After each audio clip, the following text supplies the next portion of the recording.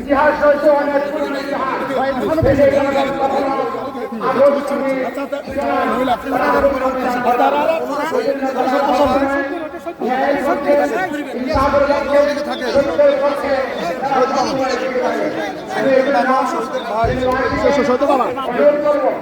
আগামী দিনে বাংলাদেশ করার জন্য অভ্যুত্থানের মাধ্যমে যাদের নতুন বাংলাদেশ করার সুযোগ পেয়েছি কাজে লাগিয়ে আগামী 12 ফেব্রুয়ারি নির্বাচনে আমাদের যে 11 দলীয় ঐক্যের যারা প্রার্থী রয়েছেন তাদের পক্ষে দাঁড়িপাল্লার পক্ষে যারা এবং দলের পক্ষে আমাদের নির্বাচন মতামত রেখে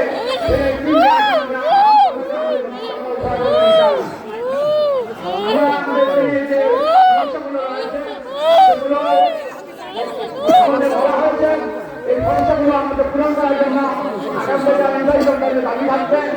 এখানে একটা কথা বলতে হয়, যেমন আমাদের পাবলিক বিশ্ববিদ্যালয়, সরকারি মেডিকেল কলেজ, এগুলো কোনো বিষয় ছিল না। আমাদের এখানে প্রধানমন্ত্রী পেয়েছিলাম দুর্ভাগ্যজনক হয় তখন নেতৃত্বে ব্যর্থতার কারণে আমরা আমাদের সমাধান হয়নি। যারা একটা নতুন করে ওয়াদা দিচ্ছেন তারা পূরণ করবেন, তারা অতীত ছিলেন পূরণ করেন নাই, বরং তাদের উপর অভিযোগ রাখবেন। আমরা আমাদের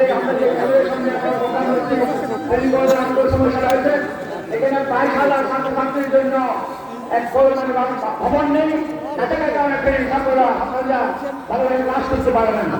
এখানে যতগুলো শিক্ষক তার শিক্ষক নেই, ভবন নেই, শিক্ষকদের কর্মচারী নেই। এইটা হচ্ছে আমাদের সরকারি সমস্যা। এই জন্য আমরা মনে করি এই সমস্যার আগে সরকার প্রদান করবেন দিয়ে আমরা আমাদের 3 জনকে এখানে ভূমিকা আসবেন। এরপর আমাদের